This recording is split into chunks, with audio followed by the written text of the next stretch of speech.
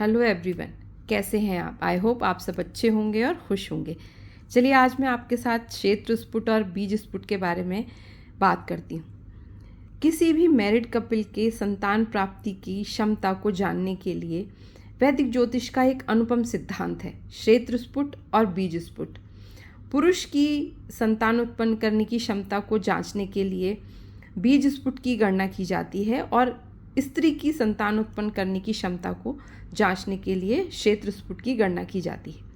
यदि बीज निर्बल है और क्षेत्र बली है तो ट्रीटमेंट के बाद देरी से ही सही संतान की प्राप्ति हो सकती है, लेकिन यदि क्षेत्र निर्बल हो तो संतान जन्म मुश्किल हो जाता है। पुरुष की संतान उत्पन्न करने की क्षमता के लिए बीज स्फुट की गणना की जाती है और स्त्री की संतान उत्पन्न करने की क्षमता को पता करने के लिए क्षेत्र स्फुट की गणना की जाती है। मेल कुंडली में सूर्य, शुक्र तथा गुरु के इन तीनों ग्रहों के भोगांशों का राशि की संख्या के सहित योग करा जाता है और उसके बाद बीज स्फुट की राशि निकाली जाती है। यदि बीज स्फुट विषम राशि में आता है तो ये शुभ होता है और माना जाता है कि जो मेल है वो संतान प्राप्त करने के लिए या संतान प्राप्ति के लिए सक्षम है। फीमेल कुंडली में गुरु, चंद्र और मंगल इन तीनों ग्रहों के भोगांशों का योग किया जाता है राशि की संख्या के सहित, और यदि ये क्षेत्र स्फुट सम राशि में आता है तो ये माना जाता है कि ये शुभ है और फीमेल संतान उत्पन्न करने के लिए सक्षम है। मेल कुंडली में सूर्य चूँकि पिता का कारक है इसलिए महत्वपूर्ण है, गुरु चूँकि संतान का कारक है इसलिए महत्वपूर्ण है, और शुक्र चूँकि वीर्य का कारक है इसलिए महत्वपूर्ण है। यानी कि ये तीन ग्रह महत्वपूर्ण हो जाते हैं संतान प्राप्ति के लिए। इसी तरह फीमेल की कुंडली में चंद्र माता का कारक है, गुरु संतान का कारक है और मंगल उसकी महावारी का कारक है, इसलिए तीन ग्रह फीमेल की कुंडली में बहुत महत्वपूर्ण हो जाते हैं क्षेत्र स्फुट की गणना के लिए। गुरु चूँकि संतान का कारक है, ये दोनों ही में कॉमन आएगा। तो चलिए अब मैं ये बता देती हूँ कि इनकी गणना कैसे की जाती है, क्योंकि ये आपको किसी भी सॉफ्टवेयर में नहीं मिलेगा और इसकी गणना के लिए कुछ चीज़ें हमें बहुत ध्यान रखनी पड़ेगी, क्योंकि ये गणना थोड़ी सी नॉर्मल कैलकुलेशन जैसे हम करते हैं उससे थोड़ी सी अलग है, तो यहाँ पर इसका ध्यान रखना बहुत ज़रूरी है। तो सबसे पहले बीज स्फुट की गणना कैसे की जाती है उसके बारे में जान लेते हैं। ये एक मेल कुंडली है, यहाँ पर सूर्य मीन राशि में स्थित है और उनकी जो डिग्री है वो है 4 डिग्री 53 मिनट। ठीक है, तो अब हम यहाँ पर राशि की संख्या 11 लिखेंगे। अब आप कहेंगे कि सूर्य तो 12 राशि में स्थित है तो यहाँ 11 क्यों लिखा जाएगा? 11 इसलिए लिखा जाएगा क्योंकि वो कुंभ राशि कंप्लीट करने के बाद मीन राशि में 4 डिग्री 53 मिनट का है, तो इसलिए यहाँ पर हम 11 लिखेंगे, 4 डिग्री और 53 मिनट लिखेंगे। इसी तरह यहाँ पर गुरु धनु राशि में स्थित हैं और उनकी डिग्री है 16 डिग्री 44 मिनट। तो इसी तरह क्योंकि ये वृश्चिक राशि कंप्लीट कर धनु राशि में 16 डिग्री 44 मिनट के हैं तो यहाँ पर 8 लिखा जाएगा, 16 डिग्री 44 मिनट लिखा जाएगा। अब शुक्र यहाँ कुंभ राशि में स्थित है, उनकी डिग्री है 11 डिग्री 49 मिनट यानी 49 मिनट्स, तो यहाँ पर हम लिखेंगे 10, यानी कि वो मकर राशि कंप्लीट करके कुंभ राशि में 11 डिग्री 49 मिनट्स के हैं, तो यहाँ लिखा जाएगा 10, 11 और 49। अब इन हम तीन जो ग्रहों का हमने भोगांश लिखा है उनका हमें योग करना है। अब योग करने के लिए हमें कुछ बातें ध्यान रखनी है। ये जो लास्ट वाला जो रो है इसका टोटल कभी भी 60 से ज़्यादा नहीं होना चाहिए। अगर ये 60 से ज़्यादा होता है तो वो हम 60 से कम करके यहाँ पर कैरी फॉरवर्ड करेंगे, क्योंकि 60 मिनट्स की 1 डिग्री हो जाती है। तो इसको हम ऐड करेंगे 53, 44, 49 को हमने जब ऐड किया तो 146 आया। चूँकि ये 60 से ऑब्वियसली ज़्यादा है, तो मैं यहाँ आपको धीरे धीरे समझाने के लिए पहले 60 माइनस करूँगी, तो आएगा हमारे पास 86।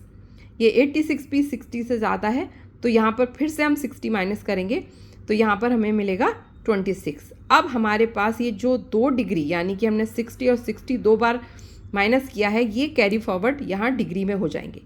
यहाँ पर हम इसको +2 लिखेंगे। अब ये जो रो है इसको हमें ध्यान रखना है कि ये इस रो का जो कैलकुलेशन होगी, जो टोटल होगा, वो कभी भी 30 से ज़्यादा नहीं होना चाहिए, क्योंकि 30 डिग्री की एक राशि होती है। तो यहाँ पर एक राशि कंप्लीट होगी और वो यहाँ कैरी फॉरवर्ड होगी। तो यहाँ पर अब हम इसका कैलकुलेशन करते हैं। ये 4 + 2 16 और 11 को हमने ऐड किया तो यहाँ 33 आया। 30 से ज़्यादा है तो यहाँ हमने 30 माइनस किया, यहाँ 3 बचा, और ये जो 31 जो राशि है यहाँ कैरी फॉरवर्ड हुई, तो यहाँ हमने ये +1 लिखा, +1 लिखा, और उसके बाद हम इस रो को कैलकुलेट करेंगे। और यहाँ पर भी ध्यान रखना है कि ये जो इस रो का जो कैलकुलेट करेंगे उसका टोटल भी कभी भी 12 से हम ज़्यादा नहीं रखेंगे, क्योंकि हमारे पास राशियाँ 12 ही होती हैं। जब भी ज़्यादा आएगा तो हमें वो 12 माइनस करना है। तो हमने 11 + 1 + 8 + 10 किया तो हमारे पास 30 आया। 12 से ज़्यादा है तो हमने 12 माइनस किया, फिर 18 आया, जो कि फिर से 12 ज़्यादा है तो हमने फिर से 12 माइनस करके हमारे पास ये 6 आ गया।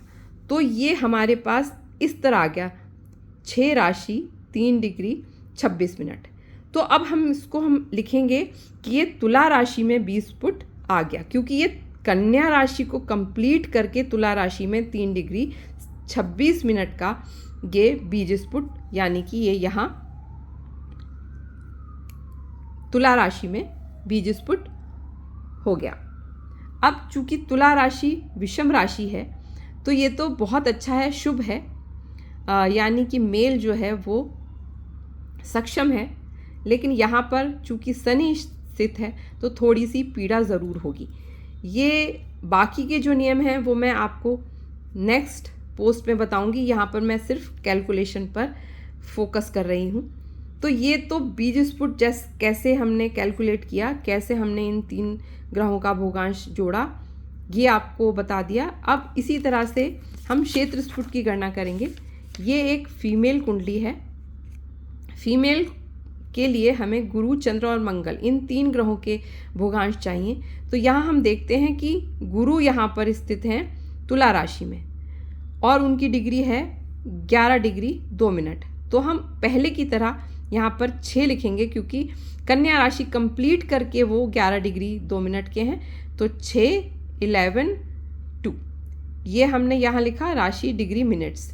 अब चंद्रमा चूँकि मिथुन राशि में 17 डिग्री 25 मिनट के हैं, तो हम यहाँ पर लिखेंगे 2, 17, 25, यानी कि वो वृषभ राशि कंप्लीट करने के बाद मिथुन राशि में 17 डिग्री 25 मिनट के हैं।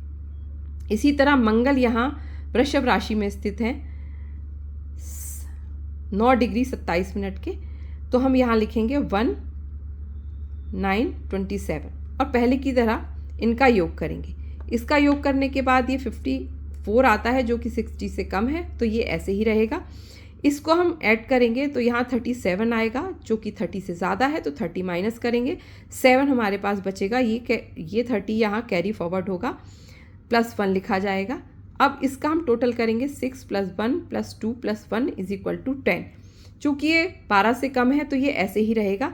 तो यानी कि ये जो हमारा क्षेत्र स्फुट है वो कुंभ राशि में आएगा, चूँकि मकर राशि कंप्लीट करने के बाद 60 डिग्री 54 मिनट का क्षेत्र स्फुट आता है।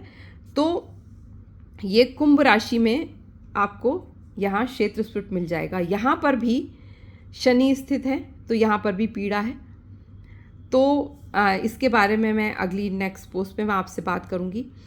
ये जो कैलकुलेशन हमारी हुई है क्षेत्र स्फुट और बीज स्फुट की, इन्हें हमें कंफर्म करने के लिए D9 और D7 में देखना बहुत ज़रूरी है। जिस तरह सभी ग्रहों की गणना D9 और D7 के लिए होती है, उसी तरह क्षेत्र स्फुट और बीज स्फुट की गणना भी उसी तरह होती है, लेकिन ये किसी सॉफ्टवेयर में आपको नहीं मिलेगा, ये मैनुअली हमें करना पड़ेगा। तो ये कैसे करते हैं ये मैं आपको अपनी नेक्स्ट पोस्ट में बताऊंगी। तब तक के लिए आपसे आज्ञा चाहती हूँ। आई होप आपको ये कैलकुलेशन समझ में आ गई होगी। इसमें कैलकुलेशन में बस ये हमें ध्यान रखना है कि ये जो लास्ट वाली रो है इसका जो टोटल है वो 60 से ज़्यादा नहीं होना चाहिए। सेकंड रो का जो मिडिल रो का जो टोटल है वो 30 से ज़्यादा नहीं होना चाहिए, और ये जो फर्स्ट रो का टोटल है ये 12 से ज़्यादा नहीं होना चाहिए। जब जब ये ज़्यादा होगा तब हमें वो माइनस करना है। यहाँ पर माइनस करने के बाद जो राशि आपको मिलेगी वो आपकी क्षेत्र स्फुट या बीज स्फुट होगी। Thank you so much.